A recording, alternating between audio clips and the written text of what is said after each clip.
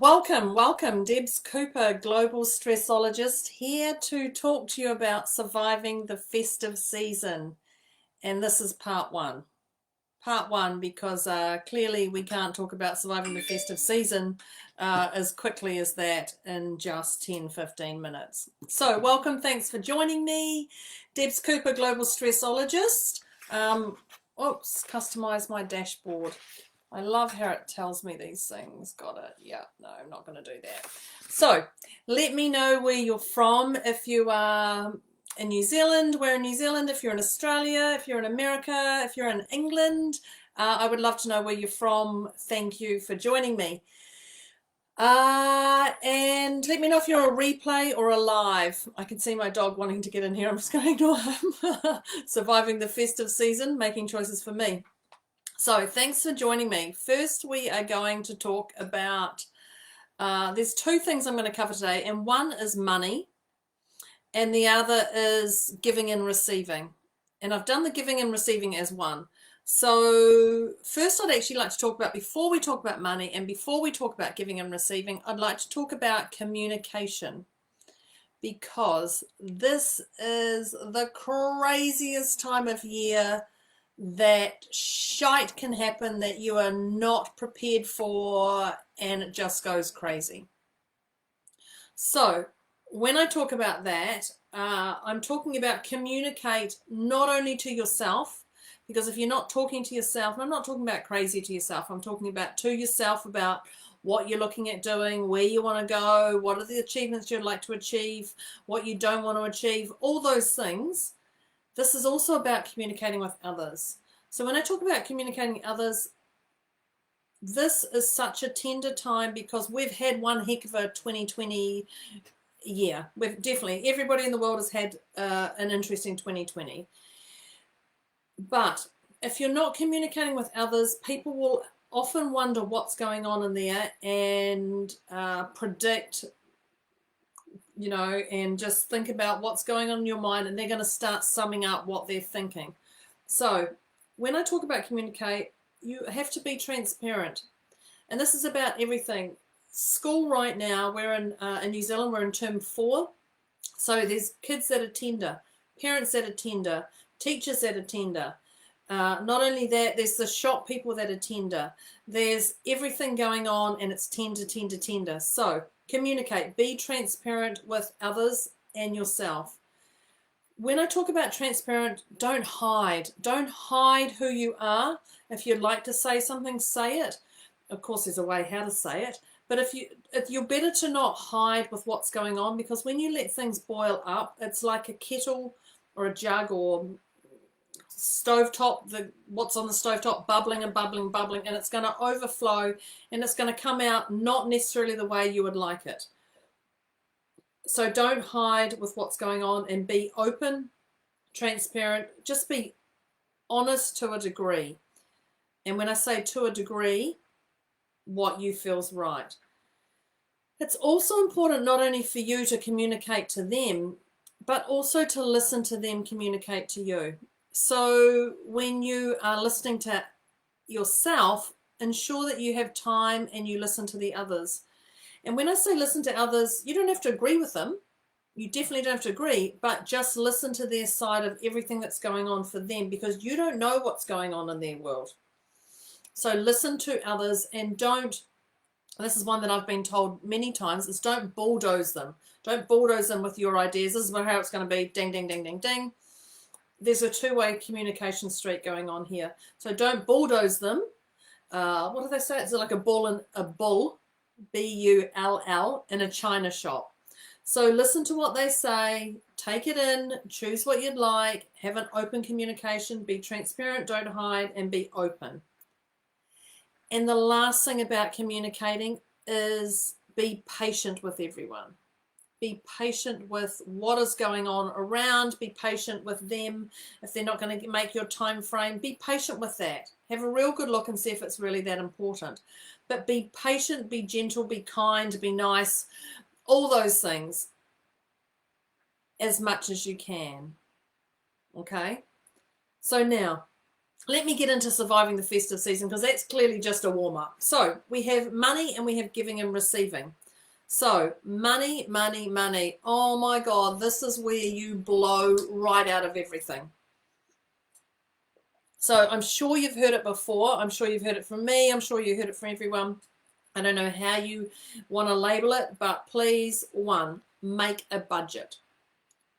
And when I talk about make a budget, I mean make a budget. List it down, list the presents of what you'd like, who you're going to give to, what you'd like to give, and make a budget. Also include your Christmas food, your Christmas wrapping paper, the petrol you're going to take to get there, the time, if you can squeeze it in between certain things, all that stuff.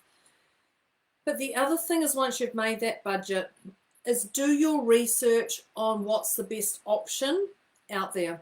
Because we've all had the crazy sales gone on. We've had long weekend sales. We've had short weekend sales. We've had, what do you call it, the Friday sales, Black Friday. We've had all of those. So some people are still holding those sales. Some people aren't. So find out what's the best for your budget. Now, I know there's the philosophy, because I used to have it. Well, actually, I still do have a little bit of it. But you don't need to buy expensive stuff for it to work. You can still buy cheaper stuff, and it's still going to work. I know with some of the food, there's branded, labeled food, and then there's non-labeled food, if that makes sense. No frills food packaging, and that's cheaper than the other. And quite often you don't taste the difference of it. I personally don't recommend doing cheaper toilet paper. That's just me personally. But look at what it is. Do the research of what's the best option out there for you. In fact, that's a great present to people. Get everyone some toilet paper. I recommend 3-ply, because there's a shortage of toilet paper in New Zealand we don't now, but I know in Australia there was. All around the world I'm sure there was. So that's actually a great present, I think. And I don't mean throw it. Don't wrap it up and throw it, but that's quite handy. Anyway, going back to the distraction, I think my family are going to get toilet paper. Bet you they're loving hearing this right now. I'm surprised my dad hasn't made a comment. Anyway, going back to that, make a list, do your budget, research what's out there, do it online if you find it easier, and stick to it. Stick to the budget, and revise that budget constantly. Keep looking it over, stick to it, adjust it if you need to, any of those things. A budget is something you want to stick to. But if you have to stretch a little bit on some things, it's still okay. Don't beat yourself up if you go $1 over, $5 over, or anything on those particular things. If you have money left over, if you have any money left over, put it away. Don't spend that extra money. Don't spend it. Put it into a savings account that you can't touch. I have savings accounts that I can't see online. I just know money goes straight into. So put it into those if that's the way you want to go. Just don't spend it, because that's just an extra bonus for you. So whip that away. The other thing is don't buy in guilt. So when I talk about don't buy in guilt, buy in fulfillment, what I'm talking about is, if you've got, say for example, you've got 3 children, don't go, the first 2 children have more presents than the second. So don't look at the dollar, or this one has more dollar value to this. Don't look at that. Look at what the experiences are, or the worth, or the value that child or that person wants. So if you're splitting up evenly between your family or your friends or anything, don't go, oh, I've spent $50 on this person, but I've only spent $45, so I have to buy something extra for that extra $5. Look at what that person would love that you can give financially and energetically, and then get them that. Because if you spend $100 on one child and $80 on another, it's not going to make a difference, unless you've got children who count their pennies and are going to be looking at this. So one of the things I had growing up is, I remember my parents bought my sister and I a bike. We had a bike, but I got a different coloured bike. Now, I'm sure her bike, well, I don't know, her bike may have been more expensive or less expensive than mine, but all I remember was the colour was the difference. So I can't tell you if hers was dearer or cheaper, or if it was, even if it was second hand or not. But I do know I got a bike that was a different colour to my sister's, and I was actually envious of her colour, not my colour. But also remember, she got a navy jacket and I got a yellow jacket too, so I was a bit pippy with that as well, even though I suit yellow more, and that's my sister who happens to be watching. So don't buy on guilt, buy on fulfillment, what present they would like, what gift they would like, and you can buy from the heart, not just financially. The other thing is around money is put an end date to your Christmas purchasing. So if you don't put an end date and you keep topping up and topping up and topping up and topping up, when it comes to Christmas and wrapping, or when it comes to unwrapping, you're going to be surprised at how much you've given. So put an end date, you know, a week before Christmas Day and say that's it. Or, you know, everything that's purchased by Sunday. Whatever it is, put an end date and stick to it, because you don't want to be buying in desperation, because you're going to regret it and you're going to go out of your budget. So that's money. And now I'm going to talk about giving and receiving, because I think this is really, really, really important. So much more now. So when I say giving and receiving, I would love you to buy with love. Buy with love. Give with love. Receive with love. Create with love. And appreciate with love. So when I talk about with love, I mean do it because it feels right for you, and it's sitting in here that it feels right for you to buy, gift, receive, all those things is with love from what sits right in your soul. So if you get a gift that's been given to you and you don't like it, you get to re-gift it. That's fantastic. You can give it to charity. You can re-gift it to somebody else. You can, whatever it is, whoever. So what you can do is you can tell that person, you can say something like, wow, this isn't something I would use in my everyday life, but I look forward to giving it a go. But don't say that if you're not looking forward to giving it a go. Remember at the start I said be transparent and be open? Don't say that shite if it is just shite, okay? But if you're going to give it a go and go, wow, I wouldn't really have this type of tea, or this coffee, I'm going to give it a go. Then you can re-gift it. It's totally okay. Or you can give it back to them. Just be gentle on everything, because I purchased a gift for somebody recently, and I thought it was amazing. I was super, and they didn't like it. I was like, okay, so it's clearly they're going to get gift vouchers the next round of gifts. But for me, I bought with love, but they didn't like it. So that's okay. Also, is don't take it personally. Don't take it personally. They've given you something that you see as a dud, or you've given something to somebody, or they've given it to you. Whatever way it is, it's totally okay. So the key in that is the giving and receiving is with love. With love, be gentle in your words. The other thing I'd like to say about Christmas is laugh. And this is all part of the money, the giving and receiving. Laugh and smile.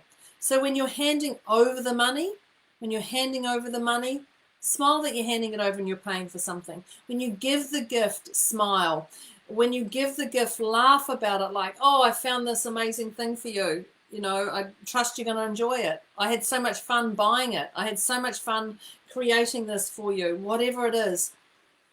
Laugh often, because I find we tend not to laugh enough. And this will take you out of any elevated state into a different frequency. So laugh. Gratitude. Be grateful. Be grateful you're in the situation you're in. Be grateful for who you have around you. Be grateful for those you get to share this Christmas with. Be grateful for those you can't share this Christmas with, or don't want to share this Christmas with. Everybody's played a vital role in your life to wherever you are right now. Be grateful for them. If you can't catch up with them because we've got problems going with traveling to another country, that's okay. We've still got amazing video. You can talk to people. We've got different ways of connecting with people. So be grateful with what you have here right now. Be grateful with those who come with you, who come to you virtually, who come to you in person. Be grateful. And 2020 has been a taxing year for some, but it doesn't have to be. So 2020 for me was about feeding my heart and my soul into seeing what I would love around me and filtering out those things that are important. And that's what I've done. I've allowed myself to take on 2020 with gratitude and laughter and appreciate those around me and those not around me. So 2020 to me is about feeding my heart and my soul. And that's what this festive season is about also, taking that opportunity of taking it to another level. So that's me on money and giving and receiving. Thank you for joining me. I will see you next week where I'm going to be talking about part 2. And I just can't remember what part 2 was, but it was something exciting. That's the main thing. Something exciting. So thank you for joining me. I will see you next time. Over and out. Take care, people. Thank you. Festive season. Bye-bye.